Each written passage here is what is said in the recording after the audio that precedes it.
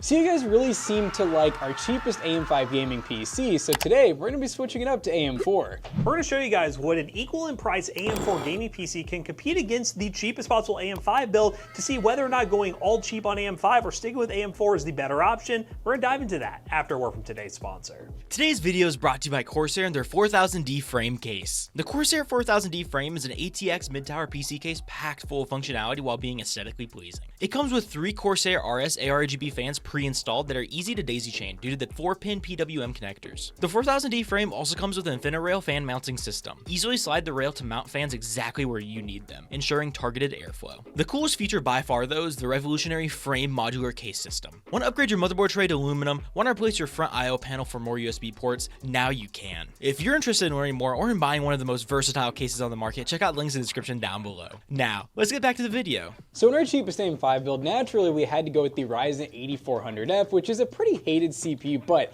it is very cheap, and we ended up with an RTX 2060 with that. So Matt will explain what we ended up doing with this AM4 build to match it. So one thing I wanted to make sure we did was get the most up-to-date pricing, because as you can see right here, we only have the AM4 PC on our table because that build was just so popular, the AM5 one. It sold at PC Bros, our PC selling business, so quickly I couldn't keep it here for testing. But we still have the benchmark numbers from when we tested that PC just a couple weeks ago, so those numbers will work pretty well for us to compare. But I wanted to make sure the pricing was up to date on both builds. So I went back and did some price updating on the AM5 build, and it came to a price subtotal pre-tax of $606.99. So my goal was to take an AM4 build and get very close to that price point. Now obviously we're going with budget GPUs with this challenge, which means that they're most likely going to be the bottleneck in the testing, meaning you could go higher end with this challenge and scale it all the way up, and eventually there will be a CPU bottleneck. But for the sake of this video and comparing with the data we already have, we figured this would be the best way to do this video. Now let's talk about that AM4 build. We'll go ahead and show some specs right here,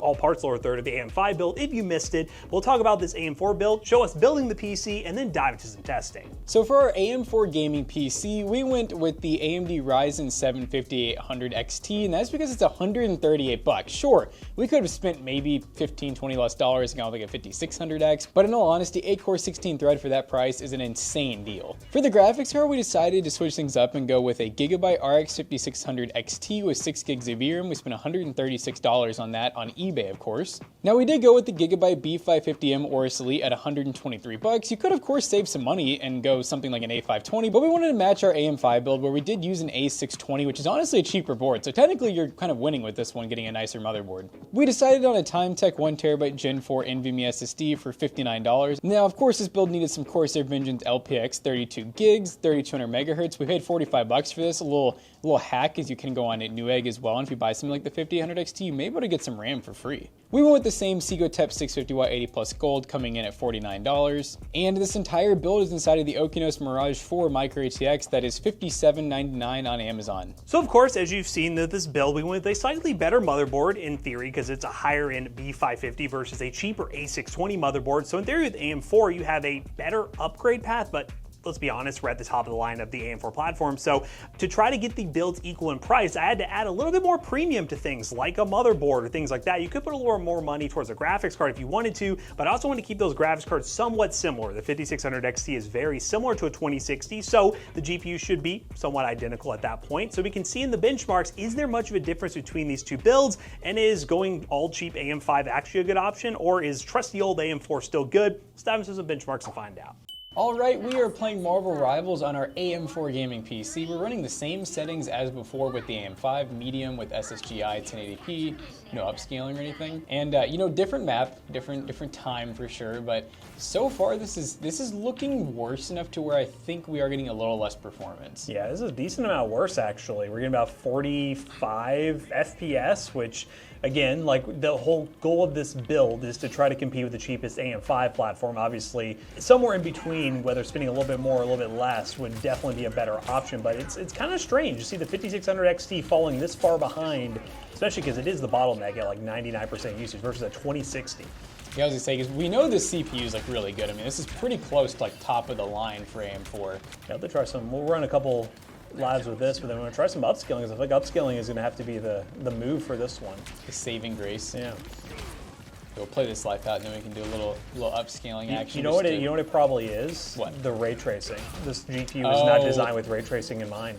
We could even just try turning that off. Yeah, it's probably RT because the 2060 is an RT, even though it is the cheapest option, it has ray tracing. So, I mean, just turning it off might make a pretty big difference. We'll see. Or it'll break the game and get rid of your mouse. Here's your mouse. No, I mean, before it actually felt like I was on like a controller from the 90s. Like there was so much input lag, it was ridiculous. So with ray tracing off, I mean, I still think it's definitely still less. Yes. Performance-wise, like the milliseconds, as in the response time, and the FPS is lower. But this is like, it's pretty close. It's close enough where like I don't think I'd really care. It is crazy though to see like AM5's worst CPU versus AM4's like close to the best CPU you can get. What is this guy doing?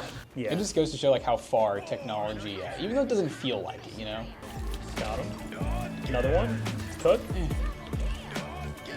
Let's cook. Oh, where'd she go?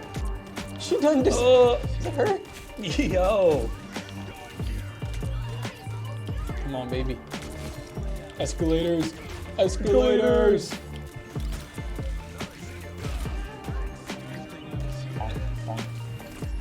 Oh no. Do we win? Yeah, see what FSR can do. Might as well, because it looks like just side by side, 2060 seemed to have performed better out of the gate. Okay, so now we're trying out some FSR, which we did not do before. We didn't do any like upscaling, so we're kind of just seeing what it takes to get equivalent performance, and it looks like FSR is going to be it. And also in both tests, the GPU is the bottleneck, so we're kind of looking at like, the idea was the cheapest AM5. Obviously, the GPU is going to be the bottleneck because you're going to still have a very solid CPU. But what does the cheapest AM4 look like? Is it that much worse, that much better? And for the most part, what is going on? Is it like ghosting that's happening, or is that his actual effect? Oh, I think it's maybe because I had like the crash thing. Oh, whatever that is, or like charging your shield. You know, whatever. It's crazy much better this feels. Yes, FSR does help a lot in these games.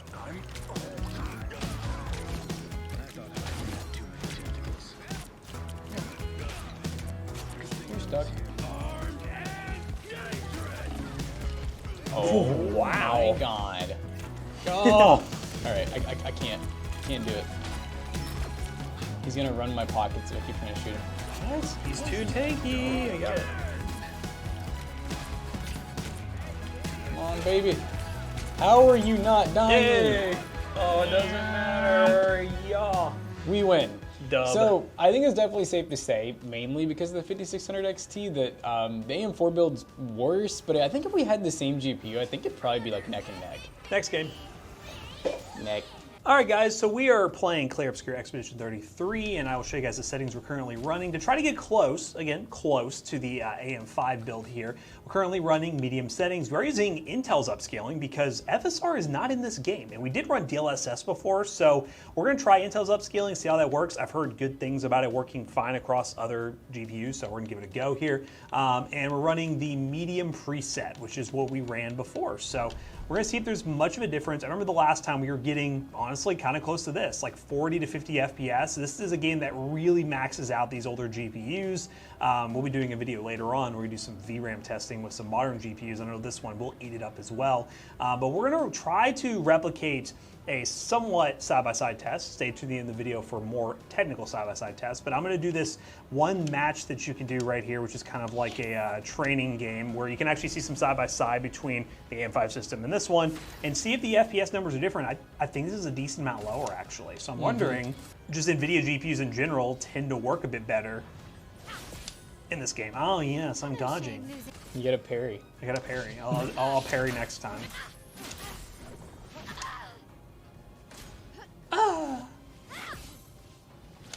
Nope.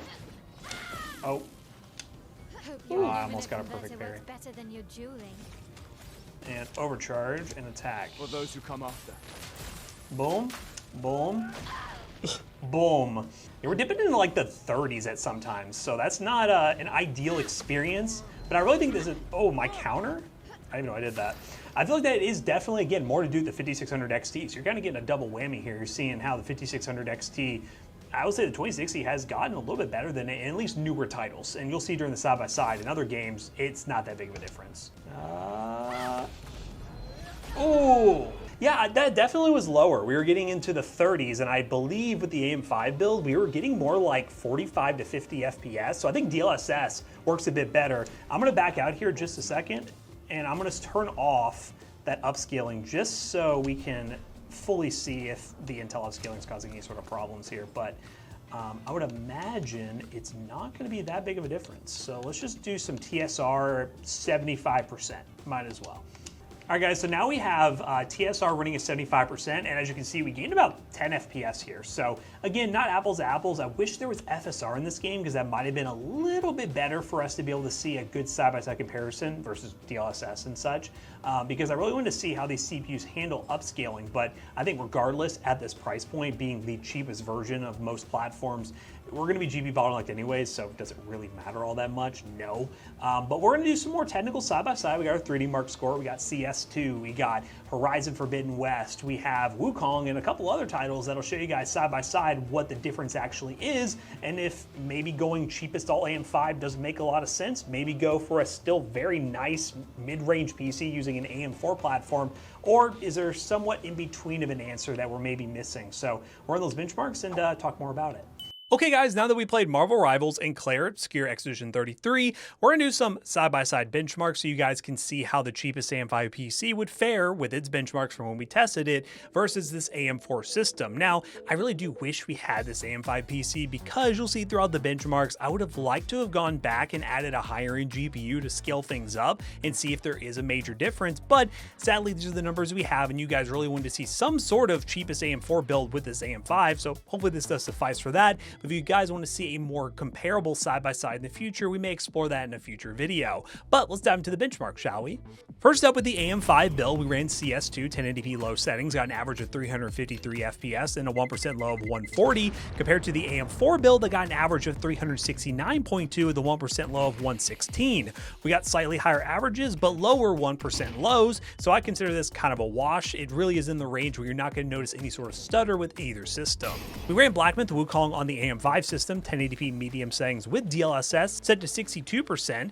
We got an average of 67 with a max of 77 and a minimum of 19. Now we couldn't run DLSS obviously on the 5600 XT, so we had to run 1080p medium settings with FSR at the same resolution percentage. We got an average of 67 FPS, a max of 80 and a minimum of 19. Again, chalk here, especially when it comes to the two GPUs. We're really bottlenecked by both cards and we're getting very similar numbers. Next up, Horizon Forbidden West, 1080p low settings on the AM5 build. We only got around 60 FPS on average, sometimes into the 70s, and with the AM4 build, we got an average of 70 plus FPS, it dips into the 60s here and there, running lower details. Both of these are pretty comparable, but I do think the 5600 XT is slightly faster with this scenario. And lastly, the all-important 3D Mark score. We got a score of 7,809, which with the up-to-date pricing is an 8 cent per point score, but with the AM5 build, we got a higher score, a score of 8,061, which is an 8 cent per point score. So all in all, I think both of these builds are very comparable in terms of out-of-the-box performance. Now, the biggest thing that's going to be harder to recommend is going with that cheapest AM5 build. You got that cheap A620 board. You got some pretty cheap RAM. You don't have any sort of aftermarket cooling. You're making some sacrifices with that platform, and the upgrade path, which would be the argument for AM5, is a little bit limited because the board is cheaper. So if we are talking out-of-the-box performance, I would say the best option if you're just looking for raw performance with a configuration like this would be to go AM4. But definitely if you can stretch your dollar even just 100 more bucks, even 50 bucks, you might be able to make more value here. Get a nice B650 motherboard with something like an 8400F, then you have the AM5 upgrade path and you'll have much more longevity with that platform versus AM4, which, let's be honest, unless you want to drop a bunch of money on a 5800X 3D, which really won't be worth it, you're kind of stuck with the 5800 XT on this platform until it just doesn't make sense anymore. That is, unless AMD decides to just drop another AM4 CPU, but that's most likely not going to happen, right? But anyways, guys, hopefully you guys enjoyed the side-by-side benchmark of the AM5 cheapest system versus the AM4 at an equal price point. It gave us some interesting data to work with, and I want to hear from you guys. Which one are you going to choose? Let's go and wrap this video up real quick. So we just got done benchmarking this AM4 Gaming PC versus the AM5 build, and essentially we found that the AM4 is still a wonderful platform. Whether you're going with the 5600X or the 5800X or the 5800 XT, it's really just about your GPU pairing at that point, and we did find that it's been a long time since we used a 5600 XT, and it's really not quite as on par with the RTX 2060 or 2060 Super as we thought. So I hope you guys enjoyed today's video. If you did enjoy this challenge and you want to see other comparisons of newer end platforms versus older platforms, let us know down below. But I really do think AM4 still has some good value to the market, and if you really do want to go cheap of the cheap when it comes to AM5, just forcing to the latest and greatest to get a really cheap motherboard or really cheap RAM or anything like that, you could still be pretty happy with this build depending on graphics card you go with. If you want to build this PC yourself, check those links in the description down below. They will be affiliate links and they will help us out. Let's think of this PC down below. But as always, we hope you guys enjoyed today's video. If you did, make sure you check out our other two YouTube channels and also our twitch.tv/DostyBros. Do not forget to like, comment, and subscribe. Hey, we'll see you guys in the next one. Bye-bye. Well guys, I don't know how we're going to do our AM3 comparison because this AM4 build is going to be sold as well at PCBros.tech. I don't know if you all want that. We're going to save you from that headache of seeing an AM3 build, but you could buy this PC at PC Bros at a great price and get good customer support while you're at it. Use code ToastyBros on checkout. You'll save 3% on your next purchase. See you guys later.